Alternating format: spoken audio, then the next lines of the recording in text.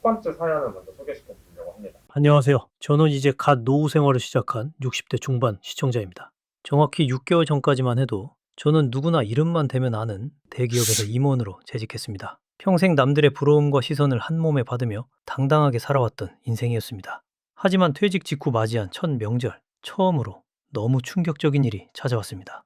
매년 명절마다 집 앞을 가득 채우던 선물 상자는커녕 그 흔한 안부 문자 한 통조차 칼같이 단절된 것입니다. 조용한 휴대전화를 바라보며 기분이 참 묘했습니다. 내가 평생 인생을 잘못 살아온 건가? 하는 깊은 회의감이 밀려왔습니다. 평소 아끼던 후배 몇 명만큼은 최소한의 예의를 차려줄 줄 알았는데 제 착각이었습니다. 직함이 사라진 저라는 존재는 그들에게 더 이상 가치가 없었던 겁니다. 그렇게 시작된 인간관계에 대한 갈증은 지갑을 여는 것으로 해결하기 시작했습니다. 소외당하지 않으려는 발버둥이었을까요? 동창회나 모임이 있을 때마다 밥값과 술값 명목으로 한 번에 100만 원이 넘는 돈을 탕진하기 시작했습니다. 연락조차 먼저 안 오는 전직 직장 후배들을 주말에 억지로 불러내 라운딩 비용을 대납해주며 제 추락한 자존감을 돈으로 사려 하고 있습니다. 은퇴를 했으면 씀씀이를 줄이는 게 상식인데 제 지출은 오히려 현직에 있을 때보다 기형적으로 늘어만 가고 있습니다. 술값이 제일 싸다며 사람들을 돈으로 붙잡으려 했던 제 안일한 집착이 결국 제 노후를 파산으로 이끌고 있는 것 같습니다. 도대체 은퇴자는 어떤 기준으로 인간관계를 정리하고 내면의 생존 전략을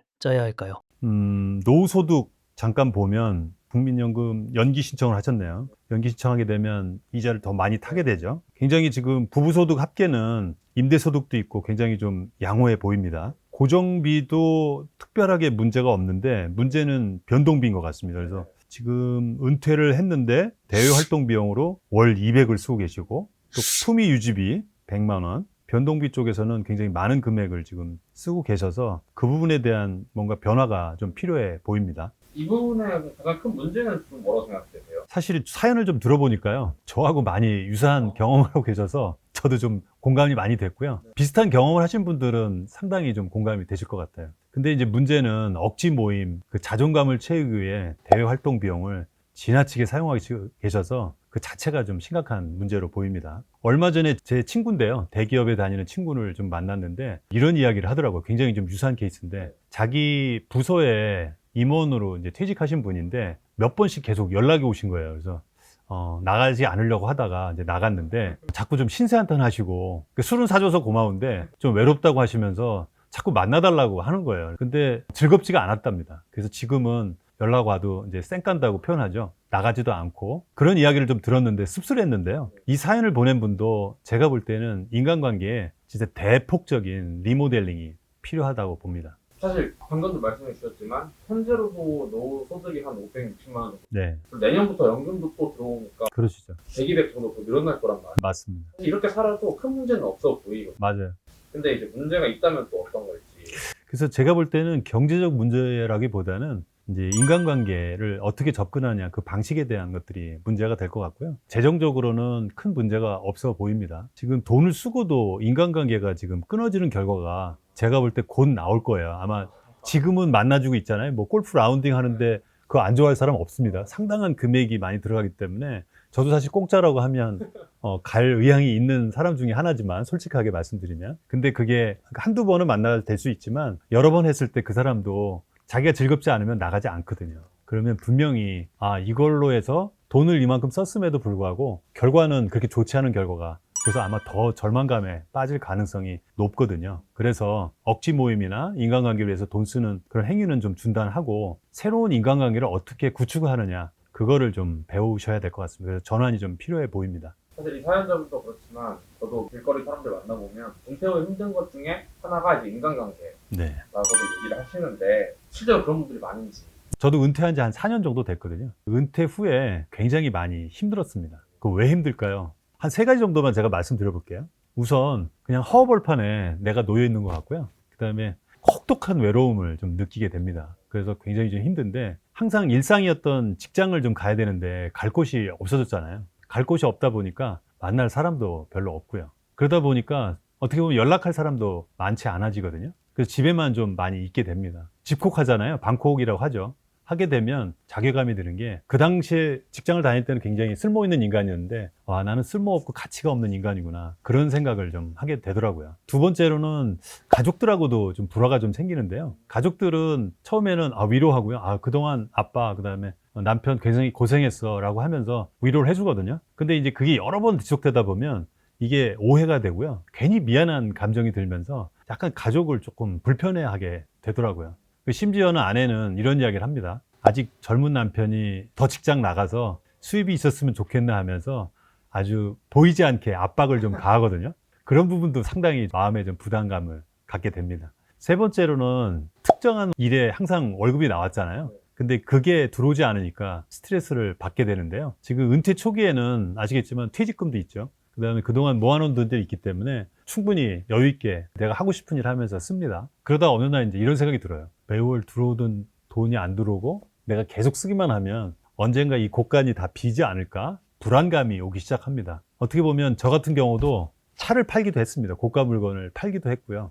씀씀이를 좀 줄여야 되겠다 해서 지금 사람을 만나는 것도 어떻게 보면 비용이더라고요. 그 사람 만나는 비용도 좀 부담스러운 비용이라고 생각해서 만나지도 않은 적도 있거든요. 이제 그렇게 하다 보면 굉장히 자존감 이런 것들이 많이 좀 떨어집니다. 이런 것들이 은퇴 후에 힘들어지는 이유라고 생각합니다. 인간관계가 단절되는 이유도 좀 거기서 연장선으로 어떤 원인들이 있는 건지.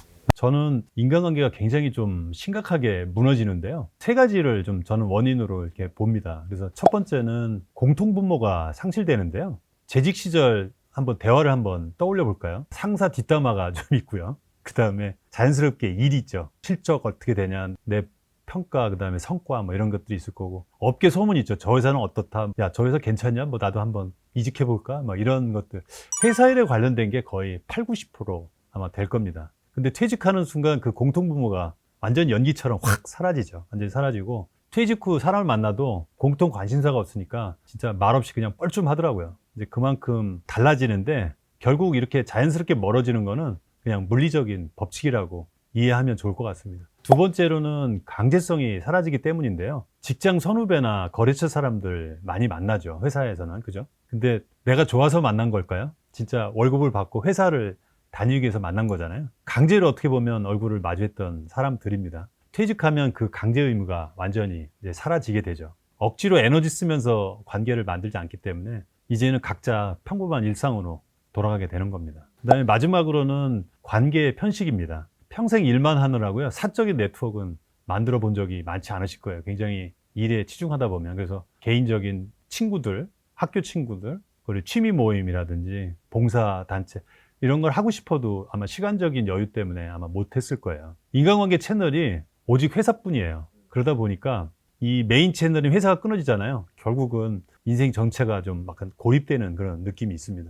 그래서 퇴직 후 관계가 단절되는 건요, 누군가 뭐 배신을 했거나 내가 잘못 살았거나 그런 의미는 아닙니다. 역할이 끝났기 때문에 벌어지는 아주 자연스러운 사회적 현상이기 때문에 단절을 좀 담담하게 받아들이는 게 중요할 것 같아요. 아마 쉽지는 않은데 받아들이려고 노력하면 수용이 어느 정도 되거든요. 이제는 진짜 명함으로 승부하는 게 아니고 가지고 있는 역량, 좋아하는 재미를 즐기면서 자신의 새로운 인간관계를 구축을 해나가야 됩니다. 이 사연자 같은 경우에는 좀 아직 받아들이는 단계까지는 안 간 것 같아요. 현재까지는 그런 것 같아요. 현재 은퇴 후의 인간관계를 새로 구축해야 된다고 말씀하셨는데, 네네. 이 새로 구축되는 관계와 재직 중에 있었던 인간관계는 좀 어떻게 다른 건지. 아마 90이란 숫자를 제가 좀 말씀드리고 싶은데요. 무슨 의미일까요? 90%인데요. 정확하게 얘기하면. 아마 믿지 않으신 분도 계실 텐데, 이거 저의 경험인데요. 제가 이제 임원으로 퇴직을 했는데, 인간관계가 저는 한 90% 정도 사라진 것 같아요. 그래서 굉장히 좀 충격도 받고 많이 힘들었던 그런 기억이 있는데, 왜 이런 일이 벌어질까요? 알고 보면 재직 중 인간관계하고 은퇴 후 인간관계가 좀 많이 다릅니다. 그래서 재직 중 인간관계는 한마디로 말씀드리면 명함이 맺어준 이해관계입니다. 공통의 업무가 있고 이익을 위해서 묶인 얕은 관계라고 하죠. 퇴직하신 대기업 임원분들을 이렇게 만날 기회가 있으면 물어보거든요. 그러면 이런 이야기 합니다. 내가 너를 어떻게 진급시켜줬는데 이런 괘씸한 놈도 한 번도 연락 안 하네. 그런 분들도 있는데요. 저도 사실은 처음에는 좀 그랬어요. 좀 서운하고. 이런 얕은 관계였기 때문에 그런 거고, 이거는 자연스럽게 좀 받아들이자 하면서 이제는 좀 받아들이면서 이해를 하게 됐고요. 그리고 나서 저는 이제 그러면 기존의 인간관계를 자꾸 이렇게 열심히 노력하는 것보다는 새로운 인간관계를 좀 구축해야 되겠다. 그렇게 결심하고 저는 그렇게 시작을 했습니다. 이제 은퇴 후에 끝까지 갈 수 있는 인간관계를 구축하려면 어떻게 해야 될까요? 은퇴 후 무너진 인간관계를 좀 세우고 지속 가능하게 하기 위해서는 저는 먼저 좋아하는 재미를 찾고 홀로서기를 해야 된다고 생각하는데요. 퇴직 후 스트레스 받고 힘들어하는 사람 누가 만나고 싶어 할까요? 자기를 돌아보면 아마 돈으로 살 수는 없다고 생각하고요. 그래서 시간과 좀 금전적인 투자를 좀 해서요. 시간적인 여유가 좀 많이 생겼고 지금까지 열심히 하신 분들은 금전적인 것들이 어느 정도 있잖아요. 그래서 그거를 좀 투자를 좀 하셔서 좋아하는 재미를 먼저 찾아보기를 제가 권해드립니다. 좋아하는 재미를 찾잖아요. 그 순간부터 벌써 본인 스스로 신나고 좀 행복해집니다. 자기가 행복해지면 주위를 좀 바라보게 되고요. 주위를 바라볼 때 새로운 인간관계를 만들 아주 좋은 기회가 된다고 생각합니다. 그래서 그런 상태에서 만나면 제가 즐거운 기운이 상대방한테 전달되고요. 그리고 상대방도 굉장히 좋아하고 그래서 꼭 좋아하는 재미를 찾고 또 홀로서기를 하면 어느 정도 새로운 인간관계를 만들기 위한 구축이 된다고 생각을 합니다. 두 번째로는요, 좋아하는 동호회나 소모임을 활용하는 것이 좋다고 생각하는데요. 혼자도 좋지만요, 좋아하거나 관심 있는 소모임에 가입을 제가 권장하는 편입니다. 모임에 가면 공통 관심사가 유사하기 때문에 처음 만나는 사람도 아주 익숙하게 다가갈 수 있고 이야기가 또 끊이질 않고요. 이 모임 가면 또 고수가 있어요. 근데 고수가 늘 이렇게 컨설턴트에서 유료로 하는 게 아니고 무료로 다 가르쳐 줍니다. 그리고 레벨업도 되고요. 모임을 날짜가 또 기다려져요. 나이가 들면서 제가 이런 질문을 가끔 하거든요.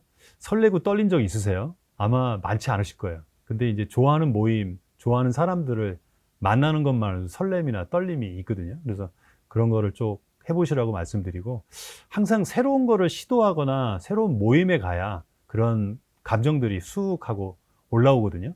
그래서 그런 걸 꼭 해보시라고 말씀을 드리고 이런 즐거운 모임이 계속 유지가 되잖아요. 그러면 마음에 맞는 사람들을 사귀면서 기존에 있던 친구들보다 훨씬 더 깊고요. 그 다음에 넓게 사귈 수도 있습니다. 그래서 꼭 이렇게 한번 말씀을 드리고 마지막으로는 이런 얘기 많이 하는데 입은 닫고요. 지갑을 열라고 그러는데 우리 사연자처럼 일방적으로 지갑을 열면 안 되고 n분의 1로 지갑을 열으라고 말씀드리고 귀는 좀 넓혀야 된다고 생각합니다. 그 이유를 보면 모임에서는 사소한 일로 많이 좀 깨지는 경우가 많아요. 뭐 예를 들면 뭐 나 왕년에 뭐 임원했어 뭐 그 무슨 의미가 있어요? 아무 의미가 없거든요. 네 생각이 틀렸어 하면서 약간 소리를 지르거나 막 그런 경우도 있어요.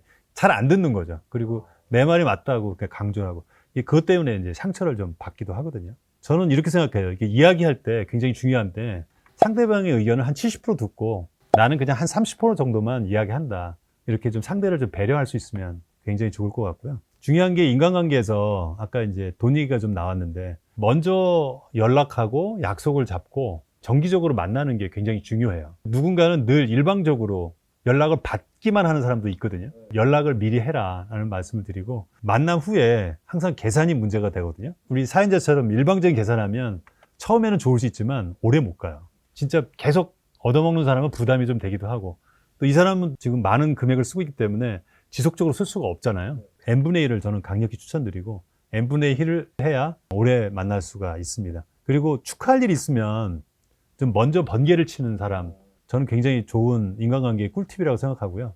축하 받는 사람보다는 축하해주는 사람으로 먼저 번개를 쳐서 2명이든 3명이든 4명이든 만나서 그렇게 소소한 행복을 즐기는 게 인간관계를 유지하는 비결이라고 생각합니다.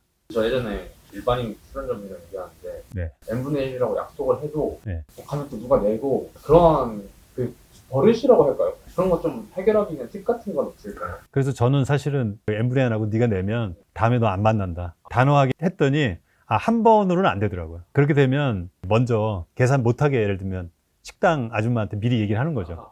하지 않으면 이게 굉장히 좀 서로 부담이 됩니다. 그래서 앞으로는 꼭 n분의 1이 좀 정착이 됐으면 좋겠습니다. 마지막으로 이제 은퇴 후에 이런 인간관계에 대해서 고민을 가지시는 분들에게 뭐 하실 말씀이나 그런 조언 같은 게 있으면 잘 그 인간의 고민은 전부 인간관계에서 비롯된 고민이다. 이런 말이 있는데요. 이건 제가 하는 말은 아니고요. 그 오스트리아 정신의학자 알프레드 아들러의 명언입니다. 아마 좋은 인간관계는 행복한 삶의 중요한 요소 중 하나라고 하는데요. 은퇴 후 무너진 인간관계는 앞서 강조한 방법들을 좀 실천하시면 아마 오히려 넓어지고 아마 깊어질 거라고 생각하고요. 예전 동호회 한 교수님이 이 말씀을 하셨는데 저는 되게 좀 명심하면서 지금 살고 있는데요. 술값이 제일 싸다. 밥값은 더 싸고. 머뭇거리지 말고 먼저 내라. 인색하게 살지 마라. 이 말씀을 좀 하셨는데 저는 은퇴 후 인간관계 정답이 여기 있다고 생각하는데요. 단, 그 억지 모임 해가지고 이런 거 하지 말고요. 관심사가 비슷한 사람들, 좋은 사람들하고 만나서 이렇게 n분의 1을 하면서 좋은 만남을 유지한다고 하면 앞으로 은퇴 후, 퇴직 후 인간관계는 과거보다 훨씬 더 돈독하게, 끈끈하게 갈 수 있다고 생각해서 오늘 제 말씀을 꼭 실천할 수 있는 분들이 좀 많아졌으면 좋겠습니다. 고맙습니다.